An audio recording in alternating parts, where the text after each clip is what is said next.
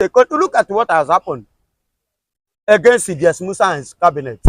Don't you see the mess? They have messed them up because of what? This kind of things that is going on in the country. You cannot invite somebody like somebody like CDS Musa and turn him down. Do you know what that means? It is a total mess of a Now that I nation. mentioned CDS Musa, Canadian officials denying him, Canadian embassy Embassy, denying him visa, and the national security advisor Rebadu. Ribadu said that that is disrespectful, and the Canadian does not have any right to deny CDS Musa visa. Now, Point of correction, they have rights. Evangelist Ben, do you think that CDS Musa is a superhuman being that shouldn't be denying visa? First and foremost, the Canadians have every right to choose who should enter their country and who should exit. Now that CDS Musa says is disrespectful to whom? Is this to CDS Musa or to the Canadians or to Nigeria? Listen to me. The denial of visa of CDS Musa and his crew is not only a shame or national disgrace. You understand? It is a national disgrace to Nigeria and to CDS Musa personalities. You understand? And the Badu now saying to her with Canada. You are saying to her to Canada. What did the Canada stand to lose?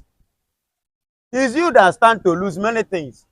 How many Canadians do you see that go to church and share testimony, say they get Nigerian visa? How many of them? Go and check. They don't share any testimony. But go to churches in Nigeria here. Anybody that have visa to Canada, the whole entire family will celebrate it special. Do you know why? They believe that hope has entered, light has come into the family. That is what it means. Because they believe that there is more hope and there is light there than here in Nigeria. So if Nigeria know what they are doing, it is the high time the federal government should sit down and know where they start to beat them. Canada doesn't have anything to. How many times have you seen Canada chief of staff or Canada citizen, praying that when he's sick, he will be praying to God or telling his parents that he want to come to Nigeria for medical treatment. But you see Nigerians here, your president is going to Canada for treatment, medical treatment. Is that not a mess? So they stand to lose nothing. Now Nigeria, they lose.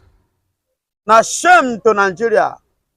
So CDS Musa and Nigeria should go and lie low, jare. They no get level. That is what the Canada embassy has shown to them. And many more nations are coming.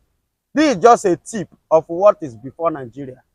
Because Nigeria is a nation that regard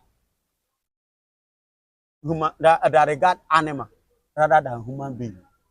It's a nation that they not respect human rights. They don't respect human beings. They don't respect people. They don't respect people's rights. And they don't value people's opinion. Look at it. It's only in Nigeria you see people protesting, the citizens protesting, using their own medium to air their own feelings. Then the government will now set the mercenaries and and other ones. What is the security personnel that are supposed to guide the rally, the protest? You use them against the protesters, even kill them and arrest some, and take them to prison and tag them and charge them for call them terrorism and tag them for treason. People of age of 8 years, 9 years that they want to take over your government. Imagine that. A nation that have something upset. Have you ever seen them doing this? In America, in Israel, there are protests. In France, even in England, nakedness. You see men, you see women going naked on the street in terms of protest. Just because of increase of bread in France. All right, Biafra Evangelist, is a very fine place to live it.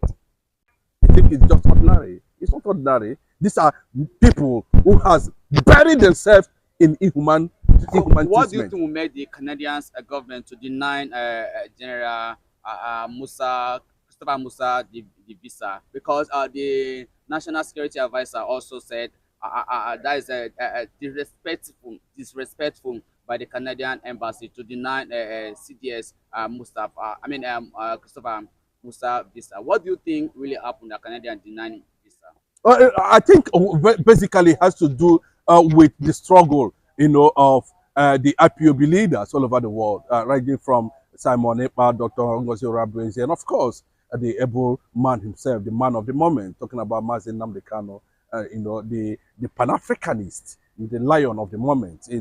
He is a threat to any oppression, and he has continued to be a threat, to any oppression, to anybody that's against humanity, to anybody that is against existence of what God has ordained and created for humanity.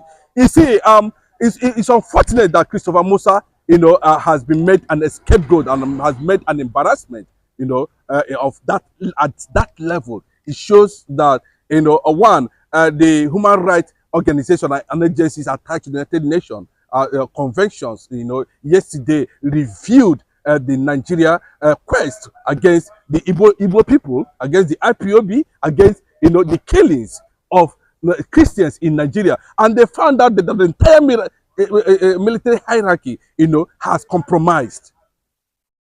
And secondly, it was proven that there is also massive corruption and allegation of misappropriation of Nigerian public fund under the watch of Tinubu's government, especially in the military.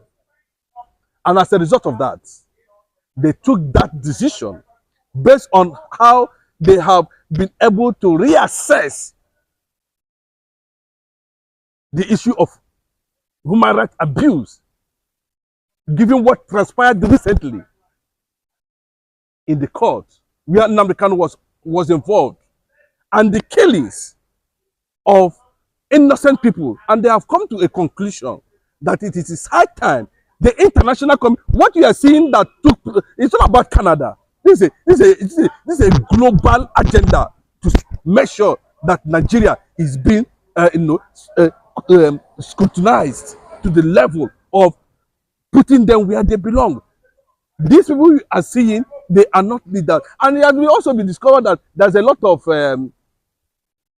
misappropriation, looting, transactions that were maybe possibly going to Canada to carry out at the end of the day before they receive, a striking blow on the hierarchy of this unfortunate government. What will you say about the response of the national security? Let me tell you, that it is respectful to Nigeria government. No, Nigeria intelligence advisor to the national intelligence advisor to the president, Badu. He's just playing to the gallery. They're trying to defend whatever government that he is championing. And you remember that some time ago, somewhere along the line, the same Ribado attacked Bola Ahmed Tinubu, one of the worst corrupt governors in Nigeria. But look at him now, coming out. It's like the Canadian government have looked at it from all perspectives and have discovered that this government is filled with people whose hands, left and right, are not clear. And remember, yesterday, a British judge granted asylum to IPOB. But in Nigeria, IPOB is a terrorist organization. You can see the level of bias in everything. And this thing has taken international dimension because the Biafrans all over the world are scattered all over the world, and they are close to any government of the federation where they found themselves, and they make the impact of the world to look at that direction of recognizing the need for Biafra sovereignty and recognition. And that is what is going on. And thank God, Canada, you can also know that some of these countries are under American continent and under the influence of course, the 47th president of the United States of America, talking about, Donald Trump, who might have been stretching, his hands on all areas of endeavor to make sure that he gets to the right position where he's going to announce Biafra at the end of the day. Do you think Donald Trump might pick interest in Nnamdi Kanu case? He has already picked interest in Nnamdi Kanu case. As I'm talking to you this morning, Perry Scott, a congressman from the United States of America, has disclosed to the U.S. government this morning that Boko Haram, under the watch of Obama and Biden, of course, Buhari, was unleashed on Biafrans in Nigeria, and therefore it was funded to the extent that it cost the lives of millions of course, thousands of Biafrans all over the world. And these things we have been pronounced in President of the United States of America, President Donald Trump. And I can tell you, now Susie Williams and the rest of them are working closely to make sure that the president get to a particular position and time and period where he will take excessive and decisive decision about Biafra. And that is what is bringing a heavy burden internationally now on Nigeria. Mr. Chinedu, now that you mentioned Donald Trump, do you still believe in Donald Trump government that they will stick to the actualization of Biafra, or Biafra should shift their tent to Putin? There's no how we continue to seek for solidarity with the government of United States of America under Donald Trump. We continue to push for it. You understand? Donald Trump is actually unpredictable. You understand? Given the way and manner he does his things, and you can't be surprised that if I wake up on one day and before he know it, he has announced that Biafra should be given recognition by allied forces loyal to American country as a nation. The likes of Burkina Faso, Mali, and the rest of the African countries, they build their tents with Russia, and you can see the massive development and action that is taking place in those countries. Those two things, it's high time that Biafra should shift their tents and ally with the likes of Putin, the Russian president, instead of Donald Trump. Because it seems like waiting for Donald Trump might take a longer period of time. But when you shift your tents to Putin, Putin is an action man. He will take action, decisive action immediately. The fact still remains that at this point in time, Putin does not have the required influence, to keep Biafra, alive and protect the sovereignty of Biafra, given the amount and the number of loyal allies Russia enjoy.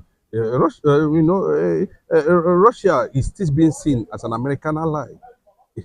So and if you look at the United Nations position from the angle of veto power, America still exercise that influence. So America is a nation that will look at how we continue to push for a solidarity for Biafra.